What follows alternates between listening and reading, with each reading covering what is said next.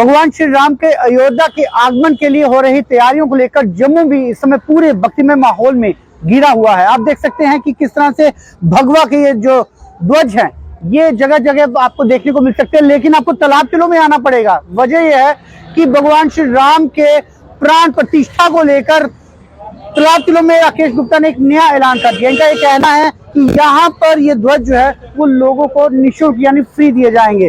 राकेश गुप्ता जी, हमें पता चला कि आप फ्री दे रहे हैं ये जो ध्वज है ये भगवान श्री राम जी के लिए। हम उसे दे रहे हैं जो मांगने वाले आ रहे हैं, जिनके पास पैसा नहीं है। जैसे बाबा जी आते हैं, बेटा झंडा तो हम फ्री देते हैं, उनसे पैसे नहीं लेते हैं। प्लस कोई ऐसे भी आते हैं मेरे पास पैसा नहीं, गरीब आएगा उसको भी मैं फ्री में दूंगा। बिल्कुल, जो गरीब, जो बीपीएल या जो पैसा खर्च नहीं कर सकता, उनकी श्रद्धा आहत ना हो, इसके लिए राकेश गुप्ता जी जैसे कि बीपीएल वाले उनको मैं अपनी तरफ से फ्री दूंगा। जो मांगने आएगा मुझे बोलेगा मेरे पास पैसा नहीं है, ये श्रद्धा है, ये भावना है। दिए भी दूंगा, झंडे के साथ 5 दिए भी देंगे उसको जलाने का। ये भावना है। 5 के साथ 6 है, एक और एक्स्ट्रा जो हमारे सबके लिए ये भावना है। और लेकिन जो पैसा खर्च कर सकता है, जो अपनी स्वेच्छा से वो कर सकता है, उसके लिए डिस्काउंट है। उसके लिए ध्वज का क्या प्राइस है? जो रेट जैसे आता है, जैसे मार्केट में 200 बेच रहा है, हम 120 100 तक दे देते हैं। अच्छा, जो छोटा वाला है पैसा कमाना वो मकसद नहीं है, कमाना है, ये नहीं कि नहीं कमाना है, इतना कमाना है जो कम से कम हो सके। अगर उसमें 10-20 रुपए मुझे बचेंगे, मैंने भी काम करना है, मैंने भी बच्चों के खिलाने, मगर इतना ही रखेंगे कि जितना कम से कम हो सके। बिल्कुल, और लोगों का तांता यहाँ पर लगा हुआ है। हमने देखा काफी लोग जो है वो यहाँ पर ध्वज लेने के लिए पहुंच रहे हैं। केशव जी यहाँ पर मौजूद है। केशव जी, आप ध्वज के लिए यहाँ पर पहुंचे हैं लेने के लिए, सबसे पहले क्या भावना रहेगी 22 तारीख के लिए? देखिए, 22 तारीख को हम सब के लिए, खास तौर पे हिंदू परिवारों के लिए एक बहुत बड़ा दिन है। हम लोग प्रयास कर रहे हैं कि उस दिन जो है वो 22 जनवरी को, इस दिन को हम लोग जो है वो प्राण प्रतिष्ठा के कार्यक्रम को हम लोग दीपावली की तरह मनाएंगे। अपने अपने घरों में हम ध्वजारोहण करेंगे और शाम को जो है वो दीपावली की तरह दिए भी जलाएंगे। और आने वाले समय में मैं अपने परिवार के साथ अयोध्या भी जाना चाहूंगा। हमारी टिकट्स भी बुक है, तो थोड़ा सा रश कम होता है, तो इसके बाद हम लोग वहाँ श्री राम जन्मभूमि में दर्शन करने भी रामलला के जाएंगे। और मैं आप सबके माध्यम से लोगों से यही आह्वान करूंगा कि इस दिन को हम लोग दीपावली की तरह मनाएं।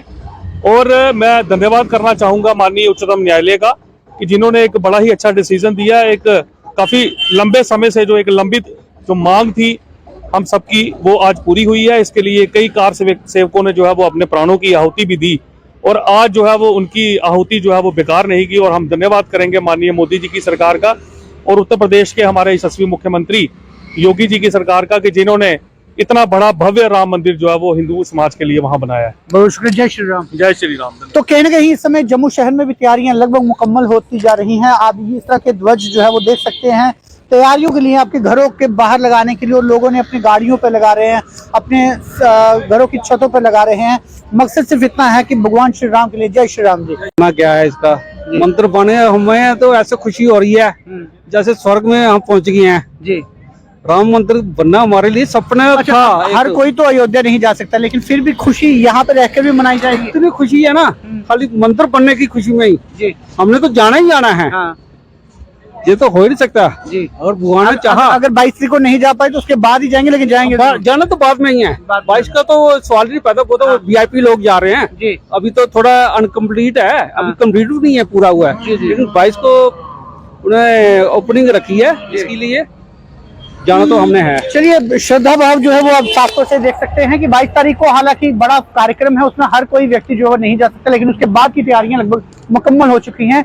और इस तरह के दृश्य जो है वो कई जगहों पर देखे जा सकते हैं। लेकिन एक अपील जो दुकानदार है उन्होंने ये भी प्रशासन से की है कि जानकारी के मुताबिक बीते दिन जम्मू म्युनिसिपल कॉर्पोरेशन के कुछ अधिकारी यहाँ पर आए थे और इन्हें चालान करने के लिए इनकी फोटो जो वो लेके चले गए।